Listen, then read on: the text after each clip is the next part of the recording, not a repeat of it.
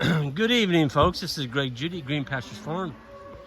Tonight, we brought the cattle in, and this is our limited skirt. This is a creek that goes through the property, and we're not going to let them in the creek. They just can come down, stand on the rock, and reach in and get them a drink. So they're not, fouling the creek. The rock is really coarse and it's big rock. And so they're not going to spend any time down here standing on rock that their hooves are rolling around on. That's what you want. Let's see if we got any grass out here. Yeah, we got grass. I mean, look at this. This is the bottom. We've had this farm for, I don't know, probably around 10 years, something like that.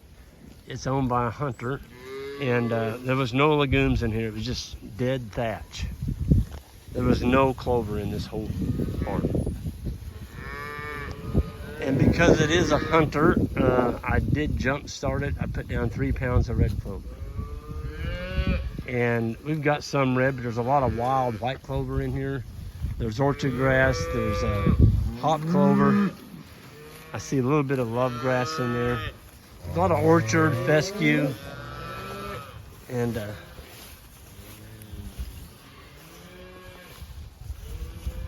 what do you think about this grass, Isaac? Doesn't get much better than this. Look at that. That's like, you took a bite of that. Look at everything you're getting in it. Timothy, clover. This, what even is that? Some kind of water grass. Yeah, they love that one. White clover. Sedge. That's nut sedge. Yep. And the fescue.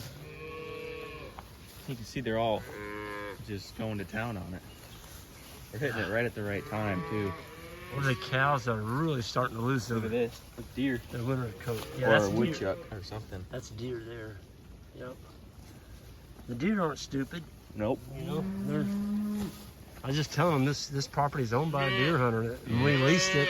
There wasn't any clover in here. Yep. What do you think about this grass, David? I think it's out of this world, Greg. Cows are getting a good diet, aren't they?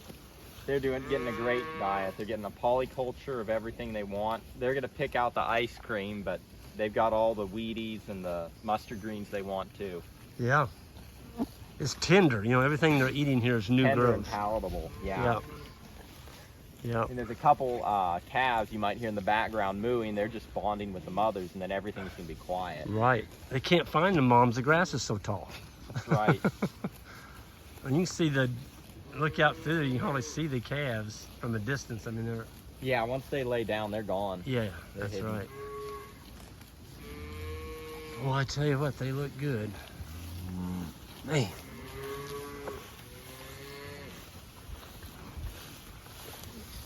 I thought that was a steer. Look at this guy. 973. Whew. Yeah. He's full. Boys, these aren't miniature cattle. Guys told me today, said, Greg, you need to quit raising those miniature cows. Like, miniature cow? That's a 1,000-pound steer. That ain't a miniature cow. Not Dexter's. Nope. Nothing wrong with Dexter's either. It's just that Yeah. when you go to sell Dexter's at the sale barn, you don't get anything for them. And you don't want to be, your whole farm shouldn't be centered maybe around selling everything to a barn like that. Maybe you could do some direct marketing and, you'll get some better prices for your product. But folks, the animals are harvesting this grass, and you're in this solar collection business. That's what we are. So we're harvesting solar energy through the grass plant, and then we're converting that to beef. So the right size package makes a big difference. You want to talk a little bit about that guy? We don't need to mention his name. The one we bought the Macho Bull back from. Remember him talking about The story? the diesel, what he called it, the Diesel diesel cows. Diesel cows. the diesel cows. So he had he had some big Black Angus 1,700-pound cows, and had a bunch of hay equipment. He has this beautiful farm just outside of a town down in South Missouri, and or in Missouri, and just was doing all the things wrong. You know, he was haying, he was spraying his pastures to try to get Max Q fescue in there because he thought his cows, his cows weren't making it on the Kentucky 31 fescue, and just spending a lot of money to do it. And he finally stumbled upon your channel and what you were doing, and it just changed his whole perspective on things. And he started looking at, well, can I get some of these genetics in here to improve my genetics? And he's sold off all his diesel cows. So What do you call them? Diesel cows, because they take a lot of diesel to make it. Take a lot of feed. Now he did an analysis on his cow herd, and he found that the average age of his cows, as long as they'd last on the farm, was 7 years. Those big cows. That was the oldest cow. That was the oldest cow on his farm. And 7 years old. They were just falling apart before then. They couldn't make it. Whereas some of these cows, we just had to get rid of Grandma, but she's been on the farm for 22 years. On the farm 22 years, and so yeah, the proof is in the pudding, so to speak. But anyways, he's changed his whole system around. Bought some macho bulls from us, and he's bought some red heifers. He's getting some genetics, getting his herd size down, his cow size down, and yep.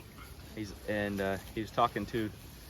You don't think he'd mind sharing that about making a profit? No, you don't have to say the name. Talking to his wife, and she was doing taxes this spring, and she goes, honey, you need to come in here. And he goes to look, and she's like, this is the first year that we've made money on this farm. On livestock. On livestock, yeah. The farm has made money, and he's told us he's in a position where he doesn't need the farm to make money, but why have a farm if it's not going to make money? Right. It's just going to be a money pit. So right. It's just, I thought that was phenomenal that his wife is like, you got to come here and look at this. Yep. Yeah. And I don't know, they've had livestock for several years, 20. Well, and we convinced him to sell all his hay equipment. Yeah, and he sold it. He's getting rid of He had his... the guts to sell his equipment. We had a bet going down to his farm, like, he's not going to sell that hay equipment. Yep. I mean, he had some nice hay equipment. We got there, and by golly, there was no hay equipment in there. So I had to congratulate him. And talk about the forage that he had, too. Oh, my gosh. Beautiful forage. Some of the prettiest around. Yeah. Great It's stand just, of gamma grass. it's rewarding to me to see people that have turned it around. And the reason they turned it around is now they are focused on animals that can make it out here on the land, and they don't fall apart on you. You can get some profit back in your farm. And to me, at the end of the day, if you can't make money through cow herd, yes, we all love the lifestyle. Anybody that's in this, they like the lifestyle. But folks, gosh darn it, you need to be able to make some money at it. And if you're not, you gotta love yourself a little bit. Well, yeah, I mean, exactly. shoot. At the end of the day, It's not regenerative. It's not regenerative for the farmer. That's right. So I just wanted to share that with everybody. We didn't mention any names, and that's what we wanted to do. But I just thought that was a really great story, yeah. and he was bouncing off the ceiling, kind of. He was fired up about it, and I'm like, that's cool. You could tell he was excited, And I like to see people that make that change and they do see the results. They should be excited, Well, you bring people out here to look at it, and it's simple. We got electric fence, we got some cattle, got some kind of water source, got an ATV, and we're making a living doing it. Yeah. It doesn't take much. Nope. And you're enjoying it. It's a enjoyable lifestyle. It's not it can be stressful at times, obviously, but the reward is worth it in the end. Absolutely. It's very rewarding. Not nearly as stressful as having 500 acres of hay to make every year and dealing with equipment that breakdowns. That's right. I mean, and trying to get replacement parts right now, that'd be nuts. Well, and it's very weather resistant too. If it's really wet, maybe you'll pug a little bit, but that's about the worst scenario you run into. If it's really dry, you have to destock a little bit, but you're pretty resilient against the weather. Whereas you just look at, like, if you're talking like row cropping, if you get a lot of rain this spring and you can't get your crop in, not trying to bash the row croppers, but it's a little bit of a dangerous, it is more of a risky game. And not that there's not risks here, but it's a lot more resilient to natural weather patterns and such. Yep. If it rains and doesn't stop raining, you still have your crop right here in front of us. Yep. And the grass, as long as it doesn't have standing water on it, it's fine. It And can. there's our planter, Mhm. our combine, our mower, everything's right there. Yep. Sure is a shiny machine, isn't it? It is, and Isaac, those things out there are giving us a baby calf every year. Right there. Right there's one. Yep. I was talking to the guy the other day, I think it was up in Wisconsin, I was up there and he's like, Greg, we're in the best business. We have an animal we can eat. At the end of the day, you can eat it, Mhm. you know, and so if everything goes to heck, you still got you've got your investment here, folks.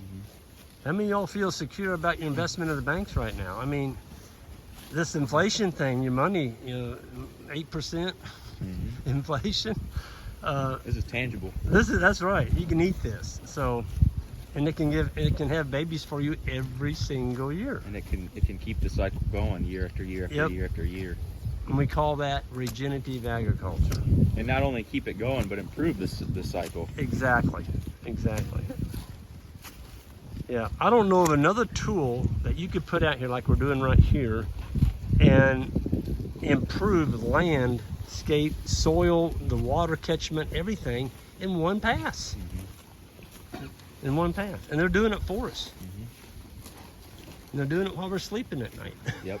We're doing it while we're eating lunch and while we're doing other projects and all the time. That's right. So, folks, I want to sign off here, but David and Isaac, thank you guys for taking a little time with us tonight. And folks, we're going to see you all down the road next time, and hit that subscribe button all the way out. Be careful.